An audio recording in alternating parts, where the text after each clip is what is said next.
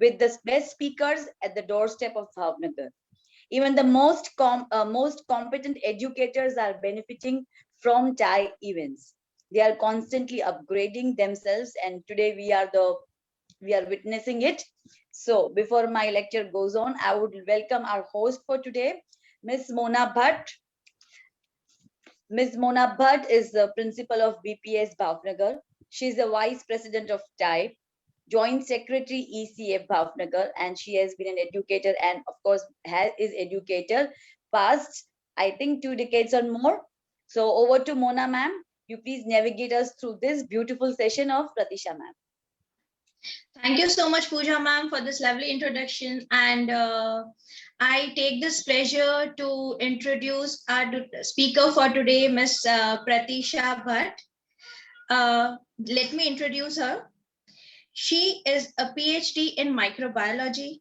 She is a mother of 2 challenging children.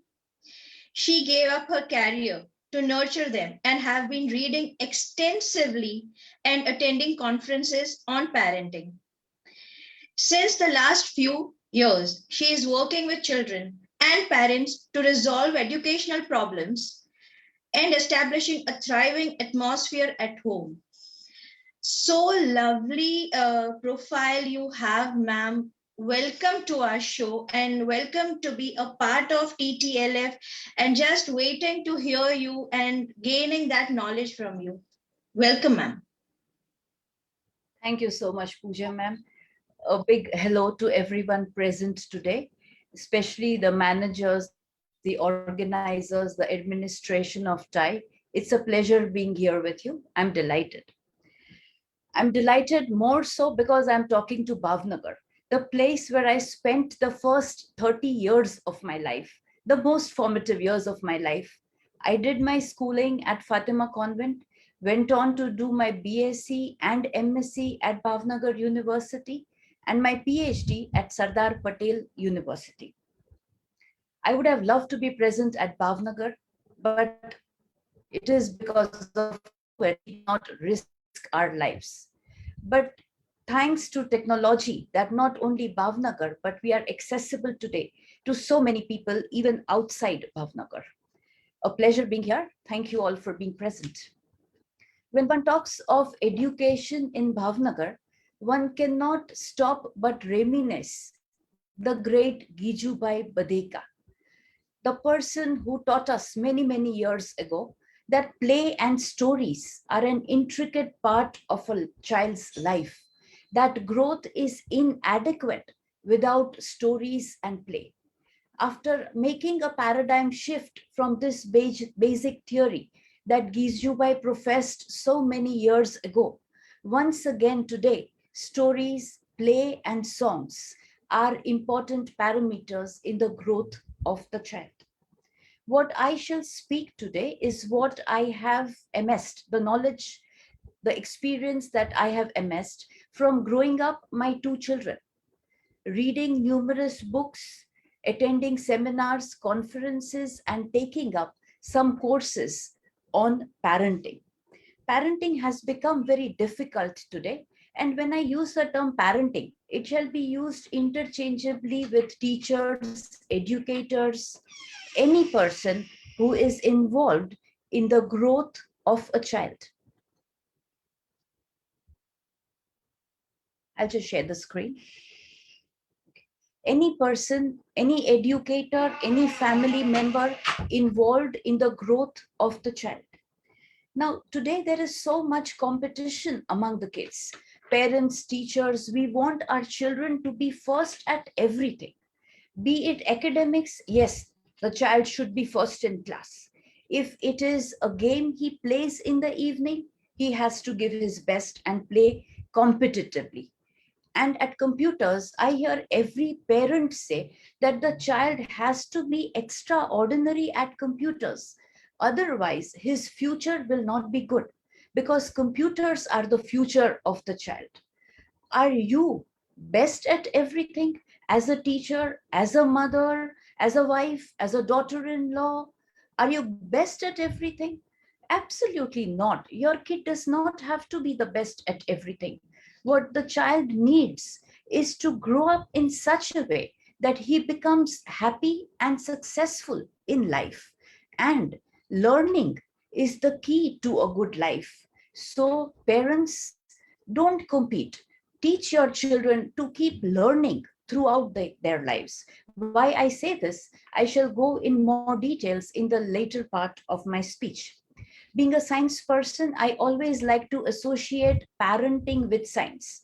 I need proof why a child behaves like this, why a teacher does this, and what is the impact of what the teacher does on the child. So I will link all my explanations to biology, more specifically neurobiology, the science of the brain. I would like to start by busting the myth that a child is born intelligent. So often we hear in our families when a child enters, we say he is very intelligent. No child is born intelligent, average, or dumb. It is a phenomenon which is known as neuroplasticity, which suggests that the brain keeps growing throughout the life of the child. New neurons are added, and even adults keep learning throughout their life. So there is no phenomenon like intelligent or average or dumb. Every teacher has to adapt to a child's learning method. So neuroplasticity is the ability of the nervous system to keep growing throughout life. And every child can learn. The polyvagal theory that was proposed by Dr. Stephen Porges about 2 decades ago, this theory has become very important in the growth of the children in relationships. It has been applied to many places. But when it comes to human nature, the most simplest model that has been derived from the polyvagal theory is dividing the behavior of the child or any adult, this applies to humanity in general, into the green zone, the red zone, and the blue zone. The simplest model of the polyvagal theory puts children's behaviors into 3 zones: the green zone, the red zone, and the blue zone. Now, when a child is in the green zone, okay, when the child is in the green zone, he is receptive to learning. He can regulate his emotions and he can control his behavior. This is one zone where we always want our children to be, where they are open to learning, accepting what we are saying, and adapting particular behaviors. So the green zone is where we want the child to be in and where the child always wants to be in. The child always loves being in the green zone where he is learning, where he is accepting. If I give you an example of when the child is in the green zone, immediately after, when the child comes after playing, okay, the child is in the green zone. He's very receptive. He has a regulated nervous system. That is the green zone.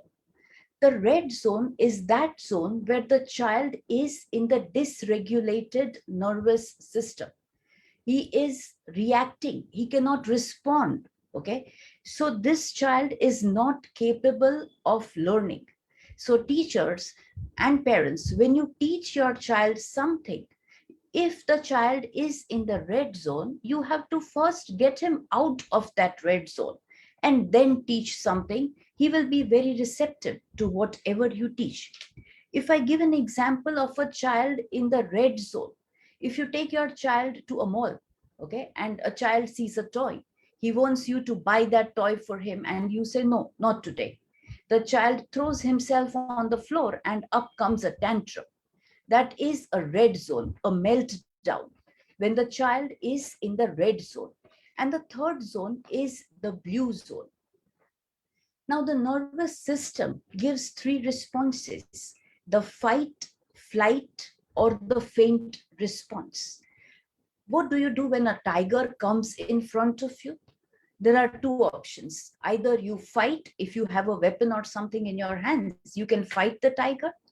You can flee from that spot, Okay, these are the two first options that come to our mind, fight or flight. However, there is a third response, which is the faint or freeze response. Your nervous system breaks down and you cannot respond nor react. You are tied to that spot and you cannot move because your nervous system does not tell you what to do. This is the faint or freeze zone.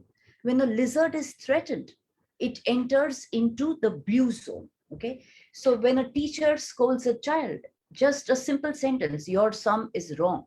If that tone is harsh to the child, he can enter into the red zone or the blue zone. So these are the three zones on which I shall give some further examples. But these are the basic zones, the green zone, the red zone, and the blue zone. Now, one day, my daughter, my son, and myself, I was taking them for a tennis class. In the evening, we were going towards the tennis class. I was reading a book and the two children were sitting beside me. Suddenly, as I was reading, I heard aggressive discussions, loud tones, hyper arousal. I looked up from my book to see both of them arguing heatedly with each other.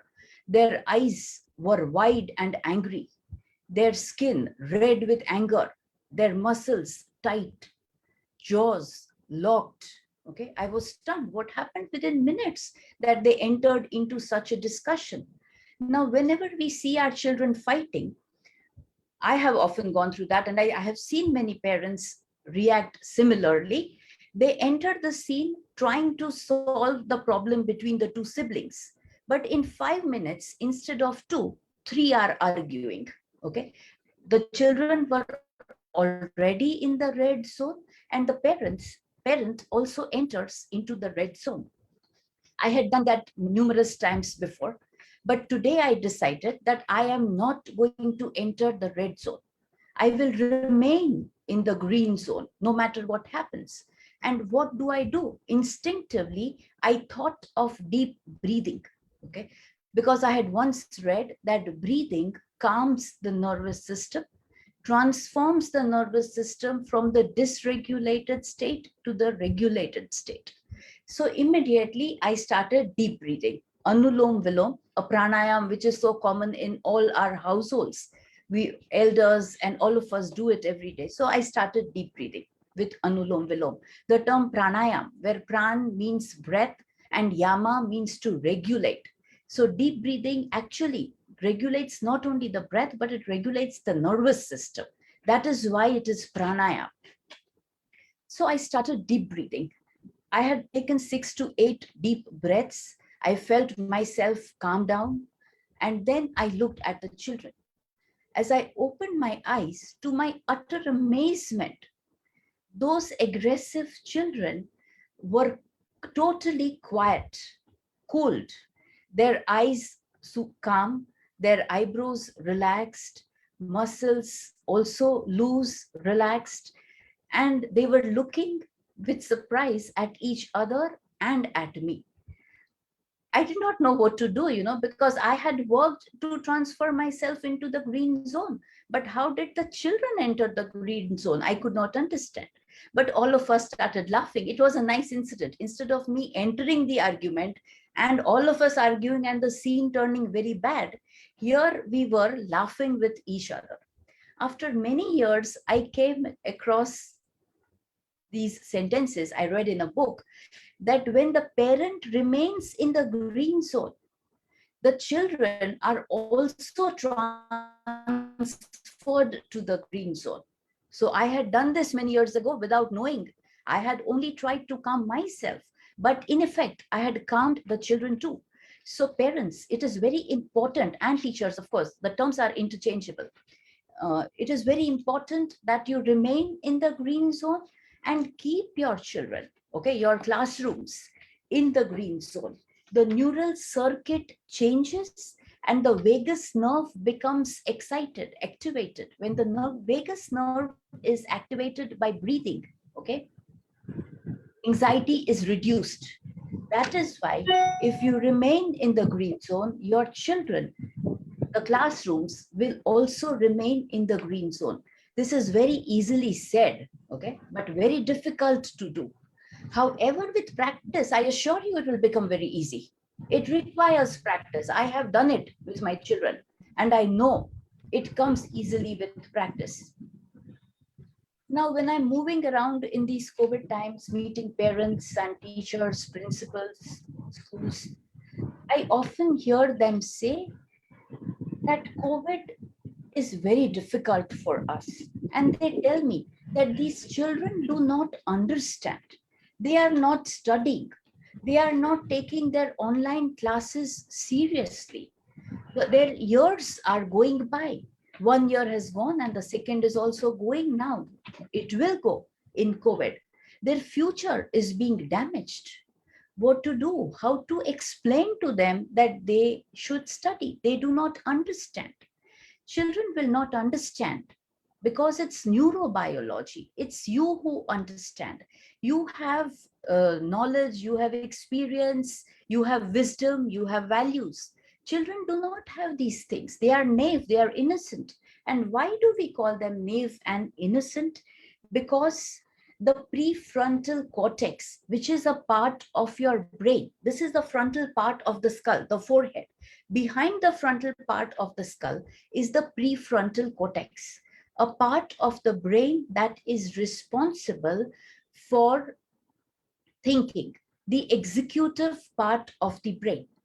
Now, the development of the prefrontal cortex begins by 12 to 14 years of age, and it is completed by mid-20s, 24 to 25 years. Sorry, I just forgot to shift the slide as I was talking.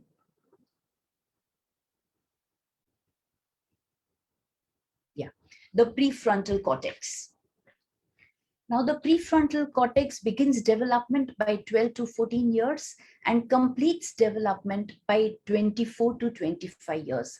We adults have a completely developed prefrontal cortex. That is why we can think, we can foresee what will happen in the future. The executive functions, we can understand. But the child does not understand this because he does not have a developed prefrontal cortex. We often refer to adolescents and teenagers as young adults. Why do we call them young adults? Because the prefrontal cortex is developing. So they are young adults, not totally adult, but young adults.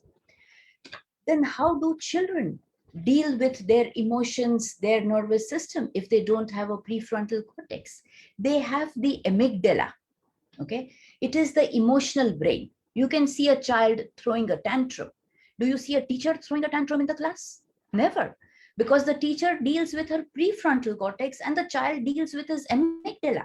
So he does not know because he deals with his emotions. He is overwhelmed. He has big emotions, okay? So it is the brainstem, the limbic system, the lower part of the nervous system, which is developed in the child and with which he reacts to you every time. Okay, now another example, and that is a child who is crying in, okay? If it is an older child, he does not cry, but these children yell, okay? Or a different type of a young adult may not even yell, he may withdraw. But crying is akin to yelling or withdrawing based on the age of the child. Now, if a child is crying, your immediate reaction is to stop the child from crying. However, many times I see parents screaming and spanking the child if the child does not stop crying. He has the amygdala. He deals with tantrums, big emotions, overwhelmed. So he will give such reactions. But when he gives such reactions, the teacher should understand, the parent should understand that he does not have a developed brain. So his nervous system needs to be guided by the parent or the teacher, the educator. How do you guide his nervous system?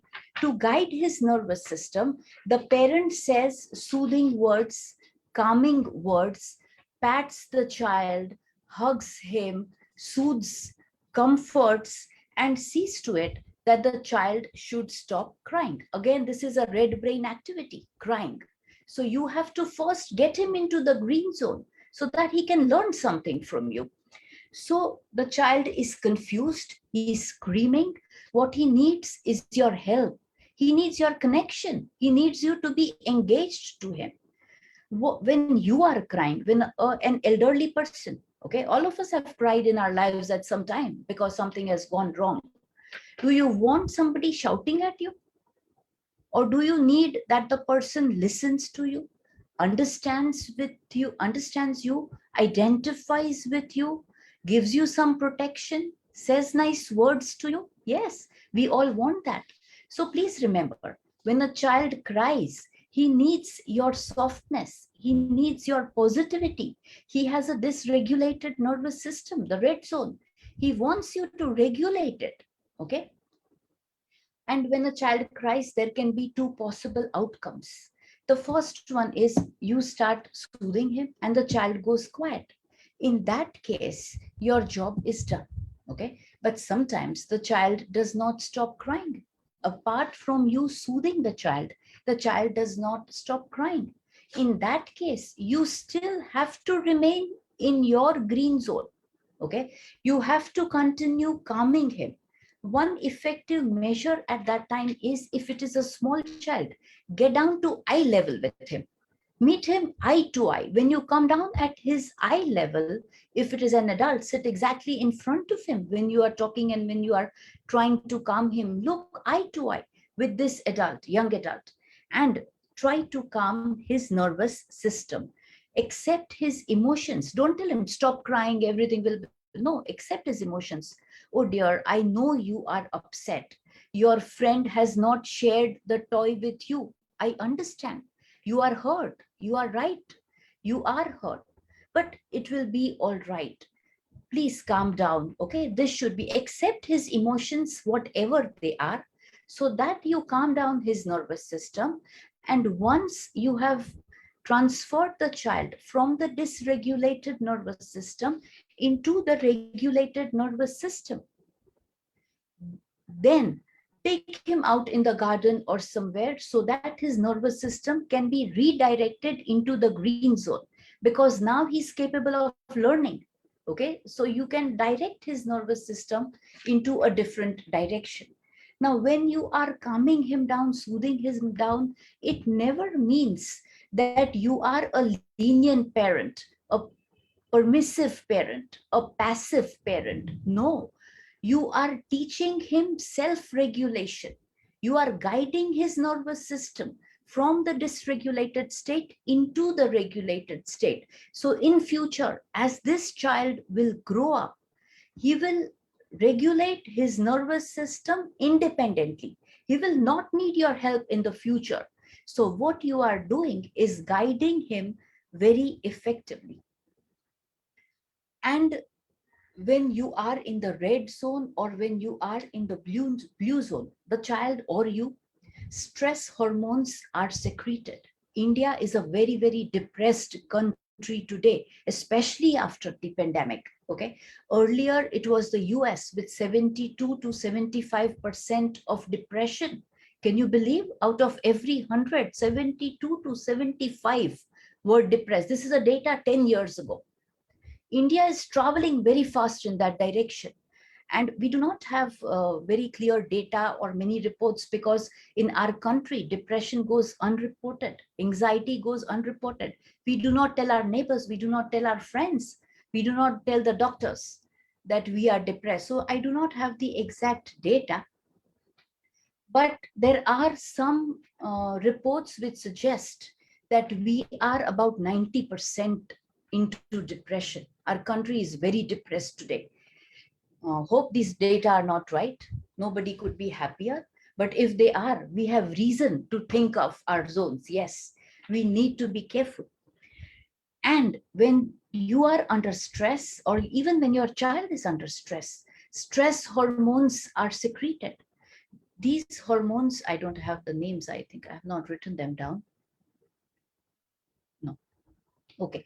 These stress hormones are adrenaline and cortisol, to name only two of them. I don't go into more details. These are the stress hormones. They increase stress. And when you are under stress, the secretion of these hormones is increased. Now, when the concentration of these stress hormones in your body increases, at that time, the hippocampus, another part of the brain, the hippocampus comes under stress, and combat soldiers who are always in war, the World War time soldiers who are always out in war, they have a narrow hippocampus.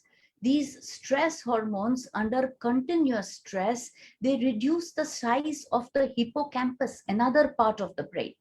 And this deals with memory.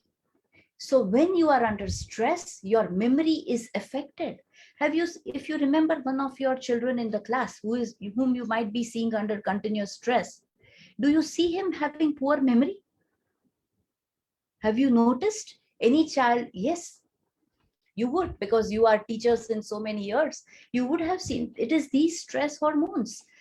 And if a child is sleeping in a room, a 6-month-old child is sleeping in a room where his parents are arguing, has high levels of these stress hormones. Can you believe it? You think the child is sleeping, you think the child does not understand, but you are shaping his nervous system from that small age. So parents, before you argue, before you fight each other, think twice, especially if it is in front of the children. It is not wrong to disagree, okay? But the manner in which we argue is important. There can be a positive argument, there can be a negative argument. So be very careful when you fight in front of your children. Don't give them the children stress. Of course, nobody can be protected from stress throughout life. It is not also desired. Otherwise, the child will not grow up. Positive stress is essential, but these negative stresses on the child can be reduced. And I said before, teachers remain in your green zone. I'm sure you must be thinking, I'm crazy to suggest such a thing. How does one remain in the green zone all the time? Not all the time, but as much as you can. Okay.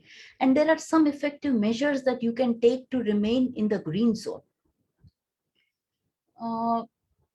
Laurie Santos, the famous Yale professor, she has put out the course, The Science of Well-Being. Okay, a wonderful course, where she suggests some measures which can lead to happiness, the science of well-being. And these measures keep you in the green zone, they keep you happy. One of the first and very effective ones, she says, is kindness. Can you believe it? Such a beautiful thing, kindness. How do you be kind to everyone?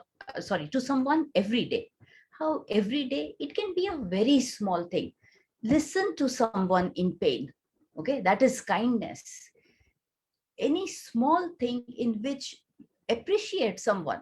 Oh, you are looking so beautiful today. You have such a wonderful memory. It's a small sentence, but it's kind and it keeps another happy and it keeps you happy too.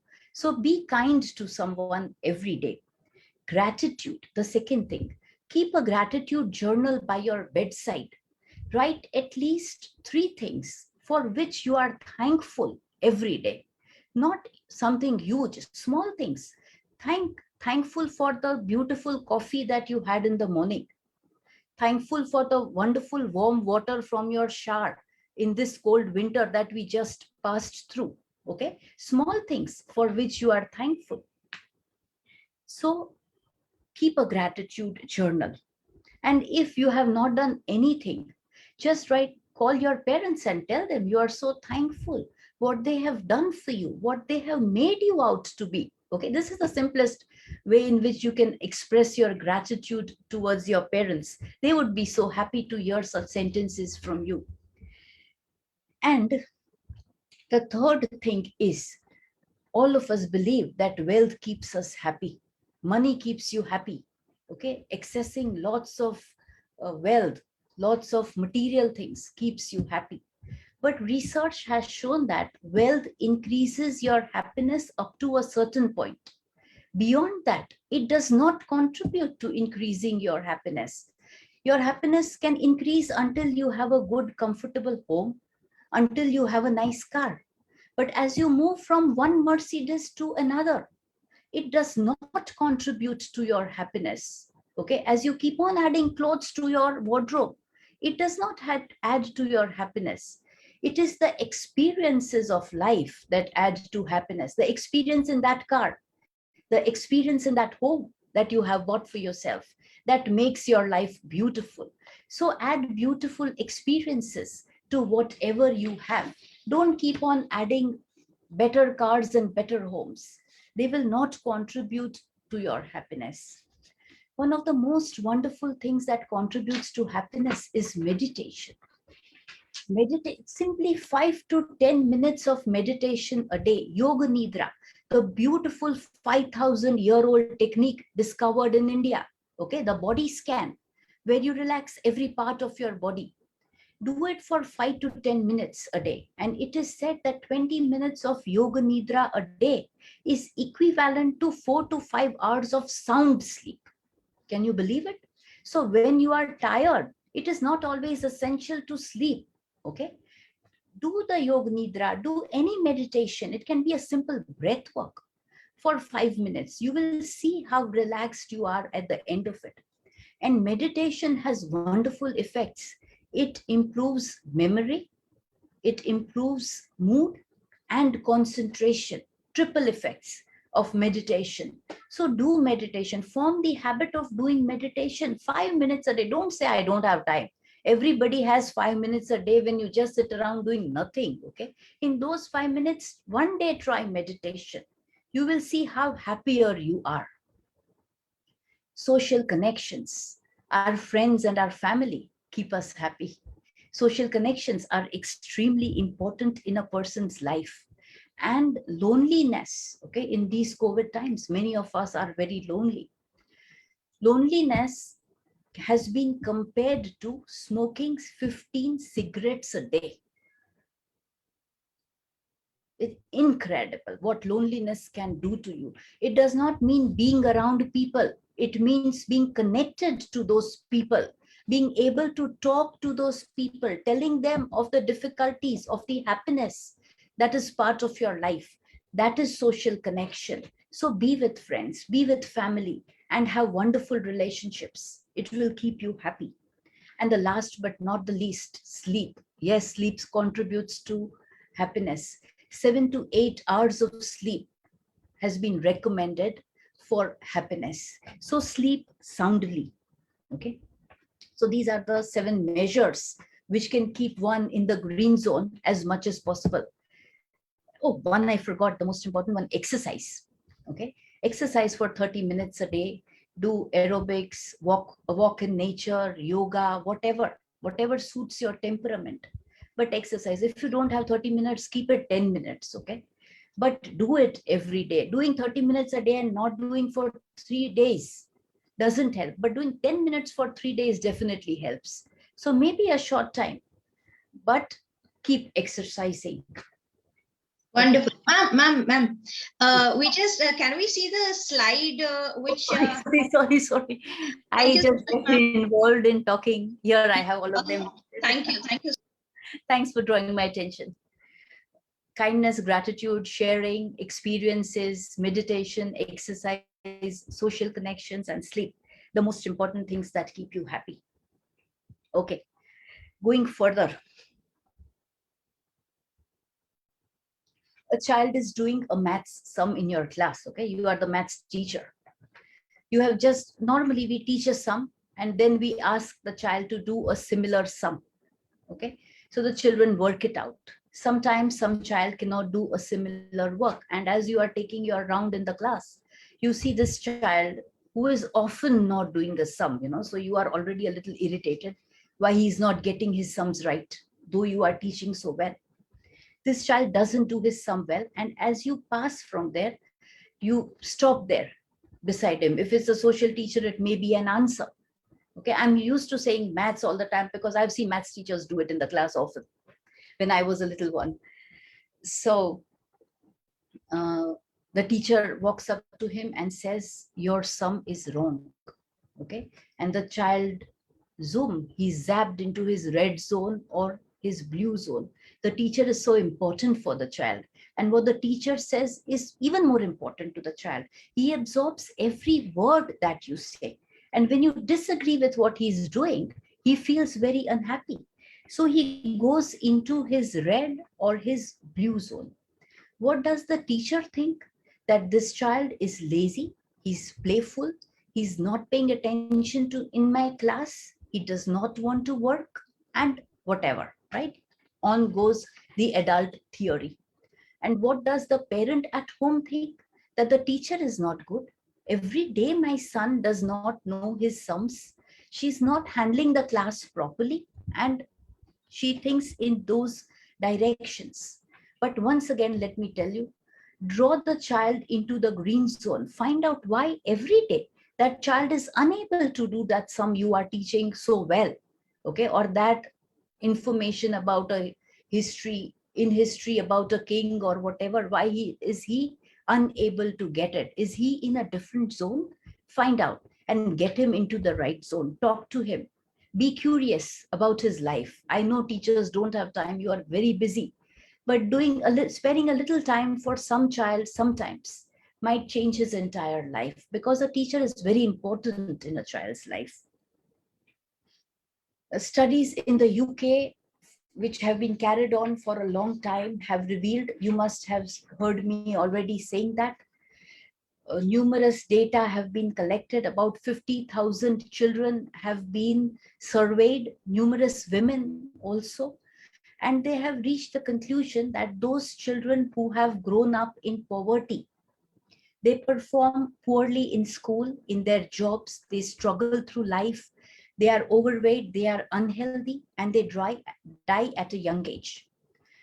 Their rich counterparts, okay, in school are academically more qualified by 1 year. So childhood leaves a lasting imprint on life, and poverty also leaves a profound influence on life. We need to see that our country gets out of poverty, okay? These poor children can perform better in schools. And secondly, reading is extremely important in the child's life.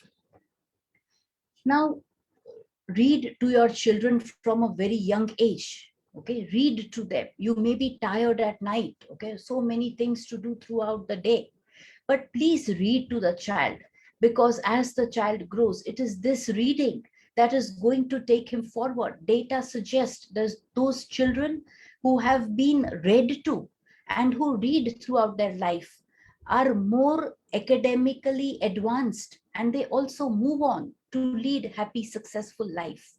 Read anything under the sun. It may be Aesop's fables, it may be Enid Blyton, Panchatantra, whatever, but please read to your children. Okay, now I shall go over to the story of my son who was a challenging child. Okay, I shall talk a little on challenging behaviors from now on, and beginning with the example of my son who was a very challenging child.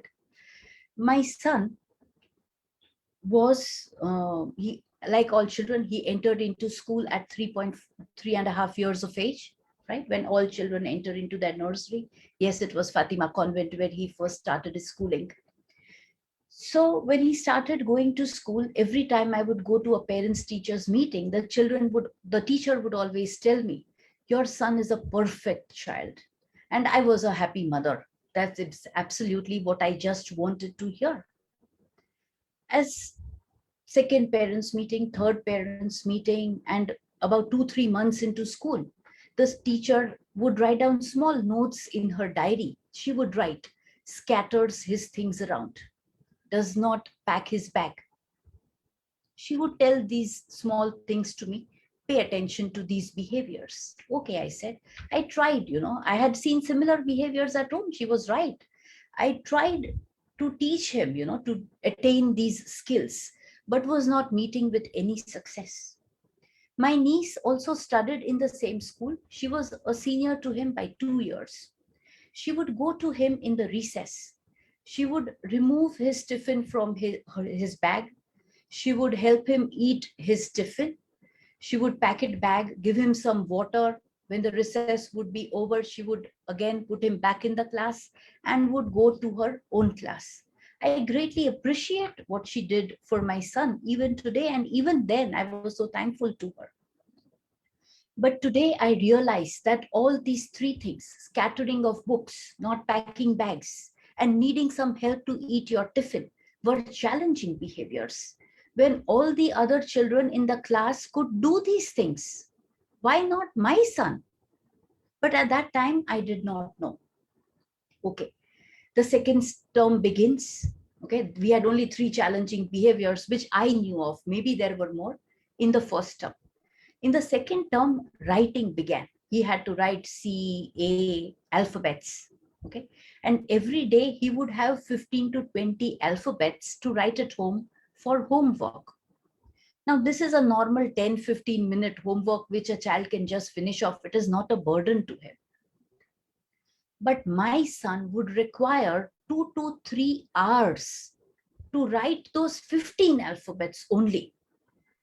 No matter how much I tried, I explained, I sometimes screamed, got angry, but he would take 2 to 3 hours to write those spellings. Now, there was absolutely no extra time in his day. 4 hours of school, dressing up in the morning, lunch, afternoon nap, 2 hours of play, dinner, and 3 hours for homework. My little child has his day so jam-packed, nothing else could be done during the day. As I moved to Gandhinagar, he finished his nursery at Bhavnagar, and then I moved to Gandhinagar. At Gandhinagar, writing became easy, but now the problem started with spellings. January would not have a U. Sunday would not have a D. If I would ask him the spelling, because Sunday, it is DAY, but he would speak the right spelling, but write the small spelling, the wrong spelling. I could not fathom what's happening, and I went to the teachers because today Sunday would be wrong, but tomorrow Tuesday could be wrong. A different spelling could be wrong every day. I could not get any clue from the teachers. I also met the principal. How can a child who knows the right spelling write the wrong spelling? But I did not get any clues. As he moved further, okay, he could not write. He did not fancy writing at all. He wrote minimal. So spellings still went wrong. Now they would not have a Y. It would be the. And ARE would not have an E. Now, which child doesn't know these spellings? But he would write them wrong. So his marks went from 100% to 90 to 80 to 75. When I started panicking, what will happen if he goes to 40 and 50? Not having a clue anywhere. Now, one day I went to meet his Hindi teacher. She had called me. And the moment I reached there, she was so angry. Your son does not write. Uski sab matra galat hoti hai. Raswai dirghay mein kuch samajhta nahi hai. I had expected it because I knew what he was doing, but I did not have a solution. That was also true. I listened to her, and when she had finished, I said, "Ma'am, I'm extremely sorry. मैं उसे 5 बार लिखाऊं या 10 बार लिखाऊं? जब 5 बार लिखाती हूँ तो 2 बार सही और 3 बार गलत हो जाता है. तो मैं 10 बार लिखाऊं तो 7 और 3 हो जाते हैं. तो I don't know what to do with this problem." Suddenly, a teacher comes up from behind and she tells me, "Ma'am, which child are you referring to?" "Rohin Bhatt," I said, "my son." "Oh, he's a hardworking and intelligent child."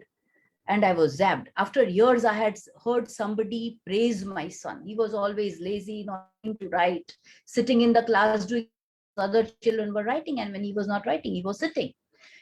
So I looked at her, and then she said, I said, "He has this problem, but I don't know what to do." She said, "Go to the counselor. We have a counselor in the school. Maybe she will help you find some way." I went to the counselor, a wonderful lady. And yes, she immediately gave me some relief. She listened to me at length. She also talked to my son. She called him after 2 to 3 days, and she had a detailed discussion with my son, analyzed him, tested him. And then she met the teachers, and she told the teachers not to put red lines in his books. His whole page would be red, red, red everywhere. More red than blue, you could see in his pages, everything written wrongly. So The red lines were removed. And she also had a meeting with the teachers in which she told them not to cut marks for spelling mistakes because he does have some problem. So with that, he immediately went from 60% to 85%. Okay, the spelling mistakes and the desire to not write were removed. The social studies teacher would also tell me he knows everything, but he writes only the gist in the exams. According to our education system, उसे लंबे answers लिखने ही पड़ते हैं. He has to write. तो मैं उसे marks नहीं दे सकती. I understand your son knows everything, but I can't give him marks. And another problem in maths, 2514, a 4-digit number, would be written as 2154. The 2 digits in between would be interchanged. So 4-5 sums would go wrong in the exams, and his maths marks would be 55 to 60%. Another problem I could not solve, but in maths, yes, he couldn't cope. Now, this child who read a lot, he read like a mad person. I had to snatch books from his hands to make him to stop reading. Who read a lot, but would never write, never do maths. Okay, he hated maths, though he knew maths, but he wouldn't do. Mental maths he would do, written maths he would not do, problems he would never do. Who did not do maths, who tested my patience. Okay, limit testing child. But this child, when he got into an NLU in 12th, 11th, 12th, he decided to take up the science stream and he wanted to take maths. With the problem he had in maths, he wanted to take maths. But I did not say no because I firmly believe that a child should be allowed to study whatever he wants. So I said, fine. But I met his maths teacher in the beginning of the 11th standard, an experienced and very knowledgeable teacher. He said, ma'am, mostly ये problem 11th में आने तक चला जाता है. और अगर नहीं जाता है, तो let me observe your child for 1 or 2 months and I will tell you whether he should continue with the math stream. I said, okay. And he gave me one very important thing, also important information, कि 11th 12th में numbers बहुत कम आते हैं, तो ये problem और भी कम हो सकता है. I said, okay. By the end of the first month, he told me, don't worry, your son will do well in maths. Don't worry. And I believed him. My son passed with 90% in maths in 12th standard. He had 85 percentage. He wanted to study law. He had to give the law admission test. So whichever stream he went into was not important. I had no problem even if he took arts, but he said no because he was excellent in languages. He had a proficiency with languages, but he said no. Then as he had to appear for the law admission test, and in the science stream, I said, get 50%. Don't get 50, it's very less. 70 is okay. But he said, no, I would find that less. I want 80. And he went through with 86%. He also got admitted to the National Law University, okay, the college in which he wanted to be in. And this child, he had already read the Constitution numerous times before entering the law school. He entered into a law competition in GNLU, the National Law University, where he competed with first and second year law students. He was in 12th and he won the first prize there. What I want to convey through this story is, while marks are definitely important, I'm not against academics or against spellings, but some children need to be treated differently. The teachers kept complaining. I was in a state of panic, anxiety. I put my son also into anxiety because he was not writing, not performing. At a certain stage, I did realize this is a different problem and I started providing him protection also. I told the teachers that my son will not be able to write and I cannot help it.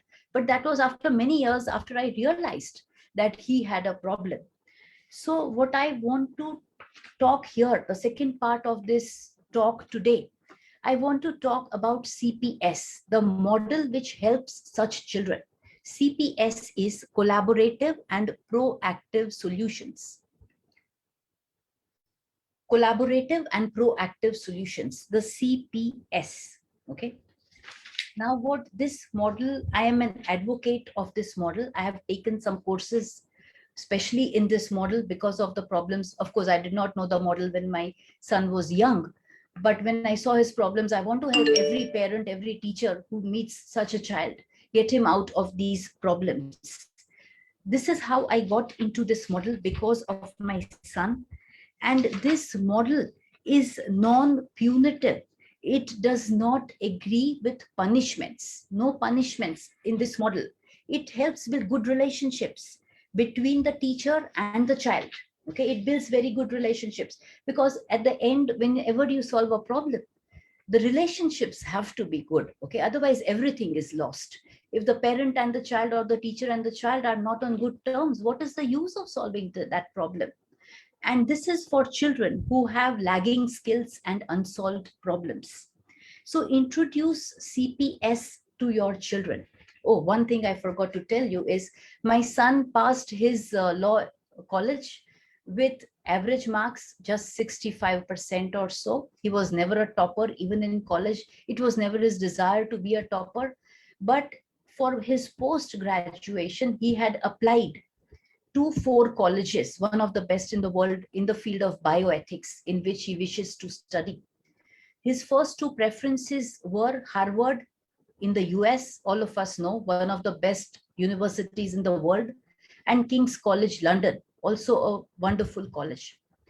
He has secured admission to both these colleges, Harvard in the US and King's in London.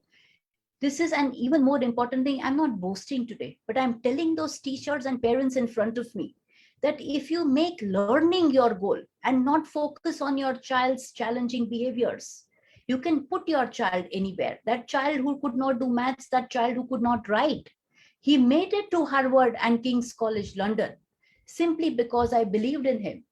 There were many people against me also, but I had some family members strongly by my side telling me all will be well, don't worry, because academics is very important to me and my family.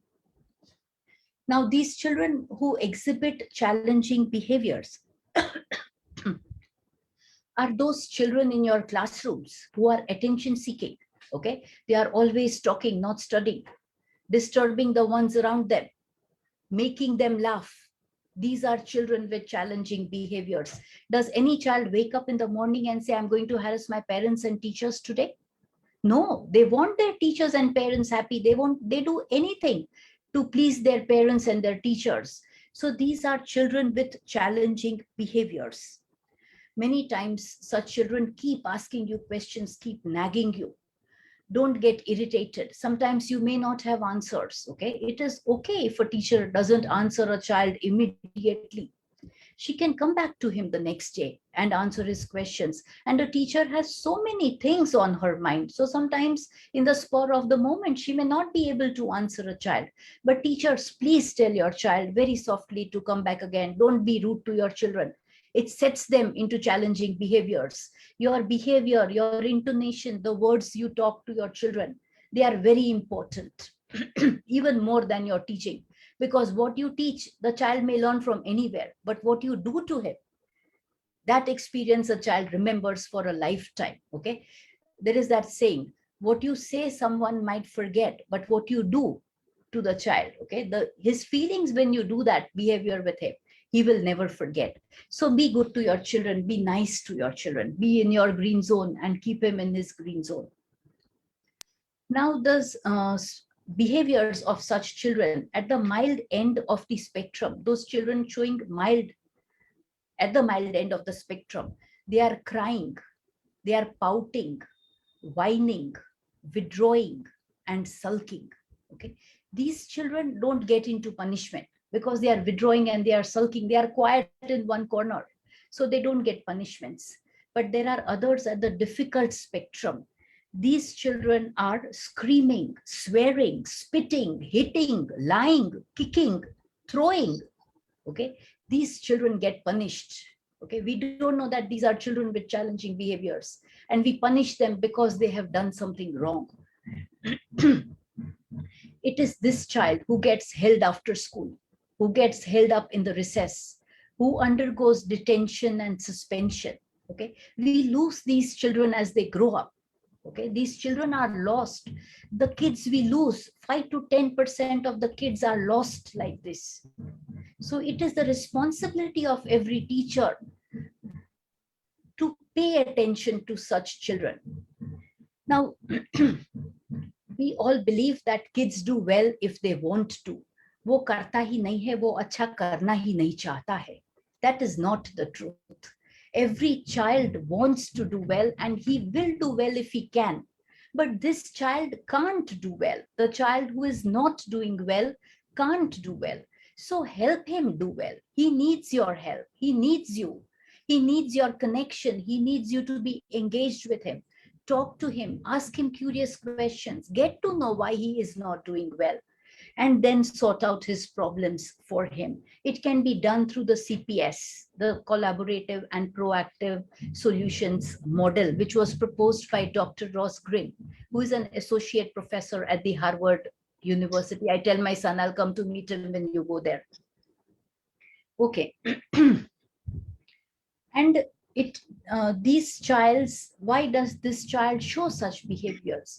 Because the demands set on the child far exceed his skills. Uski jo skills hoti hai, wo kam hoti hai. You have unmet expectations. Aapke jo expectations hai, wo kar nahi pata hai. That is why he sets himself into challenging behaviors. And the only solution is talk to him. Ask him questions, show curiosity. This child will open up to you. You need to talk to him and get to know why he is behaving like this. These children are attention seeking. They are manipulating. They will manipulate you. There is that child in your classroom who you know will fool you, okay? He'll manipulate you to get you to do what he wants you to do. Manipulating. They are coercing. They will force you to, they can cry for hours, 2 hours, 3 hours. They'll force you to do what they want. They are coercing and they are limit testing. You lose your patience. They push you from the green zone into the red zone. Okay. They are limit testing and poorly motivated. They are not motivated. You need to be their motivation. Teachers, parents, and everybody associated with this child. And the most important thing to remember is kids do well if they can. Help him do well because he can't. He wants to do well. And a parent with a well-behaved child is a lucky parent. That parent who has a challenging child has done nothing to make such a child, okay? That child has a less developed prefrontal cortex. That teacher told me 11th standard mein ye chala jata hai. Kyun chala jata hai? Because the prefrontal cortex begins its development and the child acquires those skills gradually. So if you direct his nervous system at a young age, he will not be dysregulated at an older age. So direct his prefrontal cortex, push him from the red zone into the green zone. These are children with challenging behaviors. They are for those children who have lagging skills and unsolved problems. Oh, I forgot to show you. These are the challenging behaviors. I'm keeping them. Okay. Now, what do these children have difficulty with? These children have difficulty writing, difficulty reading, difficulty when the food he likes is not on the table. The mother doesn't cook his precious food, his favorite food. Difficulty completing meals on time. They can take hours to complete their meals. Difficulty switching off TV or mobile when it's time to switch it off. Difficulty eating a variety of fruits and vegetables. Difficulty going to bed at time, and difficulty accepting defeat on the playground, to list just a few. There are many more. So these children have these difficulties. About 5 to 10% of children have these difficulties. Okay, 5 to 10% of children have these difficulties. They are at the extreme end, or they are at the more difficult end. But every child has 3 to 4 challenging behaviors. Think of your child. You will be able to find those 3 to 4 challenging behaviors in your child also. So sort those problems out for your child. Life will be very easy for both of you, even for the father, mother, the child, the sibling, and extended families, if you are into extended families. Now, how do these problems get solved?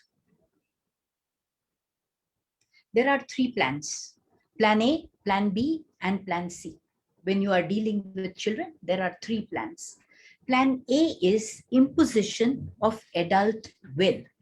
Unilaterally, these problems are solved through adult will. You decide, the child is informed, complete your homework or you will not go to play. How often we all have said that sentence? Imposition of adult will.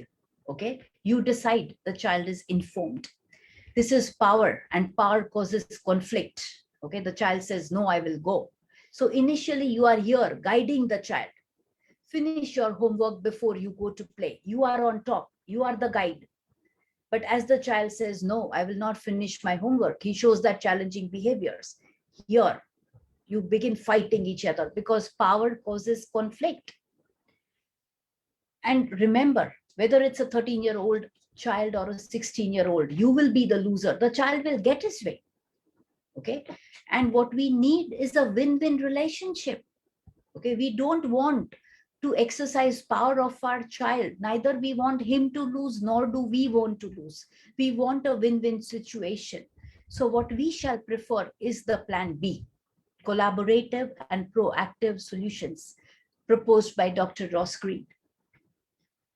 In this model, now a famous researcher at Stanford University, Carol Dweck, she had said, when a child is doing a wrong sum, how will you deal with the child? Okay, like I gave you the example, you say your sum is wrong, but if you don't say your sum is wrong, then what do you say? Okay, then you tell the child, let me see what you have done. Let us see and understand what you are thinking and figure out what to do next. Okay, this is collaborative and proactive thinking. Let me see what you have done. मुझे देखने दो तुमने क्या किया है. Let us, there both of us enter the scene. Let us see and understand what you are thinking. Okay, you are respecting his thoughts, what you are thinking, and let's figure out what to do next. So you are not telling him wrong, that is wrong. You are telling him that this can be guided into a positive direction. This is the growth mindset. Okay, this is how we talk to children today, not by imposing the adult will as in plan A. Now, in the collaborative and proactive solutions, again, there are 3 steps.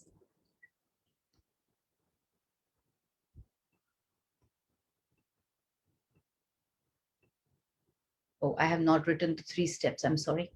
The first step is the empathy step. I'm talking about plan B.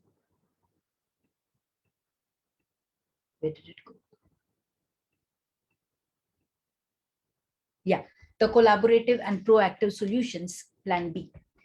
There are 3 steps: the empathy step, define the problem step, and the invitation step. A very systematic, very beautifully designed, meticulous model where the parents' concerns or the teacher's concerns are first laid on the table. It may be something like he's not eating his food, or he is not writing, or whatever. Okay, you write all the things on a piece of paper. So you set the teachers and the parents' concerns on the table. The child is not informed of these difficulties that he is facing at a time, or he will be overwhelmed. Okay, if they are 2 to 3, it is okay. But if they are more, you don't present all of them to the child. You call the child, you discuss it with him, not more than 3 problems at a time. Okay, the way in which you talk to the child is very important, with respect. You respect the child's thinking. Okay, he does not have the prefrontal cortex, so he's not going to think like you think. He's going to say things and he's not going to do that thing because he's a child. He deals with his amygdala. So and then we ask the child to put forward the solution to the problem. We don't impose our will on the child. The child offers the solutions. If these solutions are in agreement with the teacher or the parent, then we agree. If the teacher or the parent wants any change, we ask the child's permission, and mostly he will agree because he also understands. So a mutually agreeable solution is reached, and then a decision is taken. Now, because this solution was decided by the child, the chances of it not working are very less. If you take the decision, it may fail because the child will not do what you want. But if he takes a decision, the chances of it being a success are greatly increased. So that is about the model sharing. But one thing I want to tell you is why I am working on this model. I have taken the advanced course also, but I keep studying this model and reading various books on this model because I want to be a resource to those parents and those teachers. I want to be a supporting system to make their journey smooth. The pain that I have gone through in my life because of my son, and the pain that I have put him to, and he has also taken it upon himself because he saw his classmates performing. He was sitting when the whole class was writing, and he was punished for not writing, but he could not write. Okay, so the pain that he has gone through individually, and me, my entire family has gone through. Okay, I want to make some pain, I want to help some child somewhere through a parent or a teacher. This model is definitely difficult, but it can be worked out. And once it has been worked out, it's wonderful. Sharing the problem, getting professional help makes the child, the parent, the teacher, everybody happy. It's about honoring the students, respecting their thoughts, and collaborating with them. I hope my talk today helps some child somewhere, stops him from being yelled at or being spanked. I hope some parent, some teacher hears me today and helps some child somewhere, stops his challenging behaviors, stands up for the child, accepts his lagging skills and unsolved problems, and helps him find a solution to these problems. Teachers are the change. These children need your help. They cannot tell you, they cannot communicate to you because they don't have the words to convey to you that they are passing through a problem. But you have a very well developed prefrontal cortex. You are dealing with so many children in a day. You have an extremely developed prefrontal cortex. So be their help, stand by them. These children need our help and we have to stand by them. Schools in the US have reported a 75 to 80% decrease in punishments, in suspensions after using this model. This model has also been used on prisoners, juveniles who are in prison. Why do they end up there? Because of their challenging behaviors, hitting, kicking, screaming. And when it is at the extreme end, it may be personal injury or it may be injuring someone else. That is the extreme end of behavior. Okay, so it is a wonderful model, needs to be advocated in schools. I am helping many parents, schools, everyone, everywhere, as much as I can with this model. And my only pleasure is seeing the wonderful smiles on those children's and those teachers' faces and the wonderful relationships. Okay, before they meet me, they tell me, we have failed at our parenting. Our children are not growing properly. But at the end of it, they say, we are managing everything very well. And this model, it arms the parent and the teacher that after using it 4, 5, 6 times, you will not need me. You will be able to use it on your own. You'll not need a help with that model. You just need practice with it. So you need to be proficient with the use of this model. Now, when that child was failed, and another thing is, whatever your values, be it the teachers or be it the parents, convey it to the child. Okay, if a family has high academic values, then you need to tell your child that there is no replacement for hard work and academics. He has to work. When my son couldn't write, I pushed him into reading. Read, you are growing.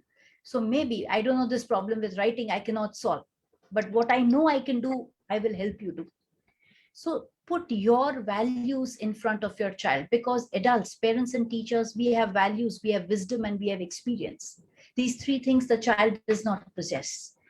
If your priority is the child's health, then diet, nutrition, exercise, it should be conveyed to him.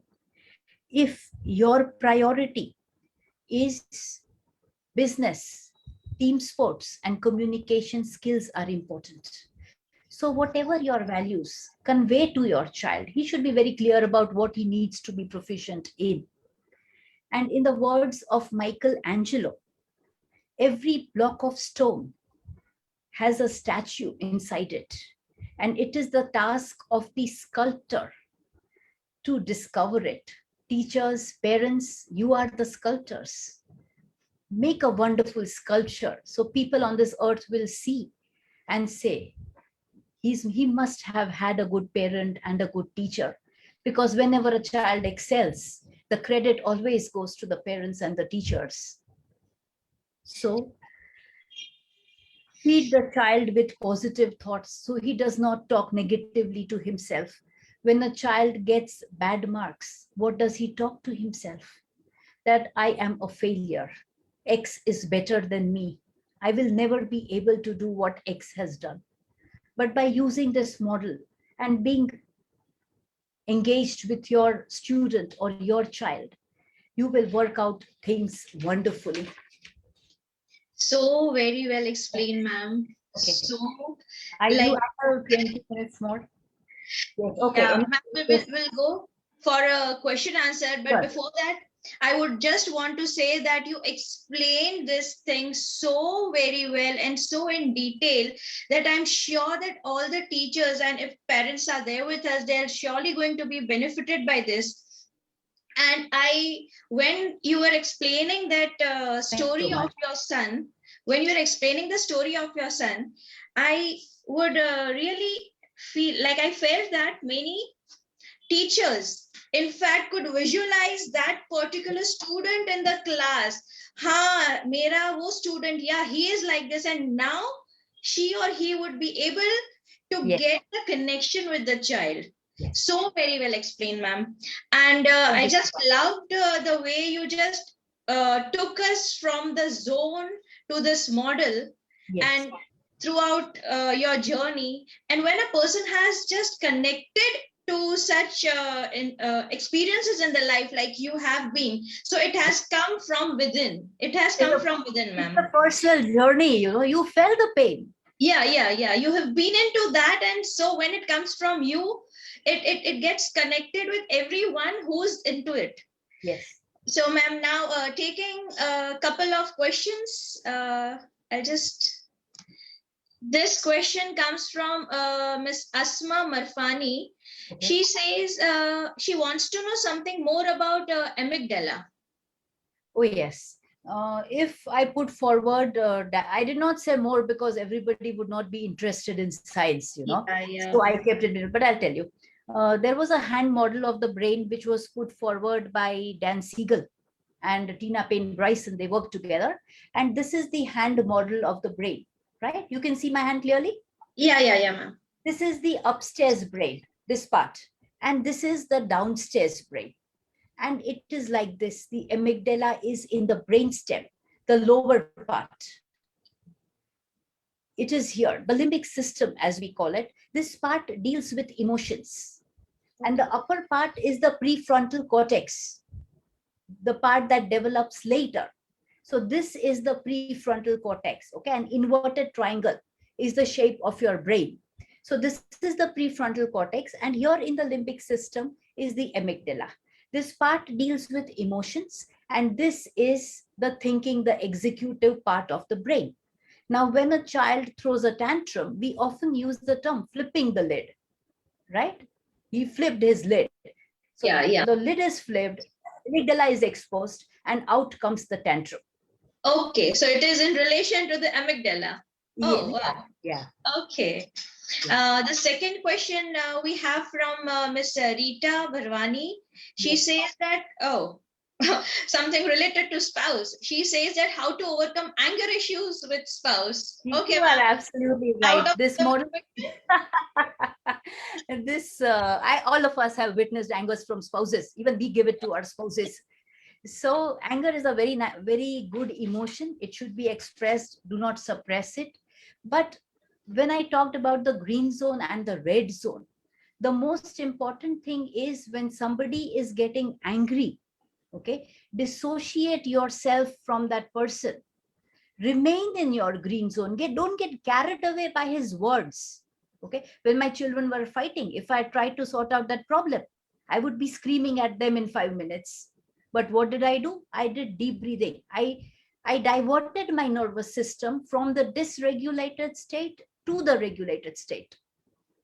So when somebody is saying some things you don't want to hear, say to yourself, what he's saying is not the truth. I know the truth, but I will not discuss it in the heat of the moment. yes.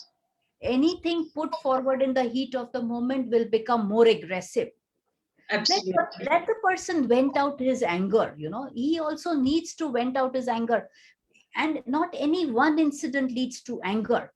See, when your child is naughty, if your day is good, you laugh at it. But if your day is bad, the child gets it.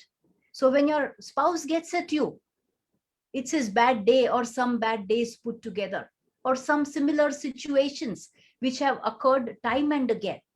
Okay. One day I said something to my son very softly, and he went into the room and banged the door. I was stunned. Like, I said it so lightly. After 2 hours, he comes out and says, Mom, I'm very sorry for what I did. But actually, that thing had happened twice to me before. And when you mentioned it the third time, I could not regulate my nervous system. So when you talk to your child in these terms, they come back and tell you, it was my dysregulated nervous system. So when your spouse is angry, it's his dysregulated nervous system. You do not need to dysregulate yours too. So on a lighter note, we can tell our teachers, like, if your spouse is not in a good mood, just leave it to the unregulated nervous system. It's not your fault. So, Never. yeah. Uh, I would like to say that we just hope and pray that this session of yours really brings a change in the classroom and makes the relation of a student and a teacher better. Thank you so much for this session, ma'am. And over to you, Pooja, ma'am. Yeah, I would just thank ma'am for such a wonderful session. And there are so many things myself is going to take from your is to be remain in the green zone as much as possible. No doubt, classroom and the kids is a profession, but I'm surely going to try this with my son, because my son always says कि तुम हमेशा 440 volt पर ही रहती हो मुझे देखकर. So this green zone I am going to experiment and take it into practice with my son. And one more thing which always been hearing but not practicing is deep breathing, and the meditation part is one important thing which I have really taken away from you, ma'am. And I would really add that you are proud of Bhavnagar. No doubt you are Thank not you in so Bhavnagar. much. I love that, those words. I Yes. love those words. Yes, so much depth of your knowledge, like it was continuously hearing, and so much deep in your knowledge. I really thank you, ma'am, for being here. And I agree. I think that audience would agree with me that this was a power packed session, which is going to leave us Yes, with I many agree. thoughts.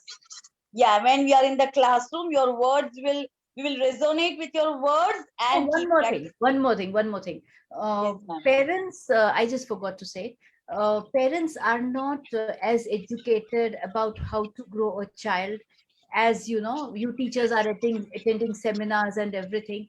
So once in a month, I would request you to have seminars for the parents to teach them on parenting. You will Sure, have ma'am. many Yes. children in your It school. is needed. It is needed. Yes, yes. You need to Yes. train them, because parenting comes with it directly. You get that experience without any prior learning. There's no experience for a parent. So Yes, sure. glad, already wonderful. Sometimes they are facing the problem, but they don't know the reality. As you said, you came to know in a very later stage. So Yes. think a guidance, a session, a workshop may help Yes. many parents to realize if the child is anyhow facing some kind of problem. I thank Mona ma'am once again being the host, and our Thank audience. you. Now we have the session on 11th from Kusum ma'am, National Core Committee APER. And ma'am, we also invite you if you could be present and I love grace to. the occasion. And Kusum ma'am will tell us about goals, setting goals, and that also smart goals. So we are going to save 11th of March, same time, quarter to 4 we'll log in. And thank you each and everyone for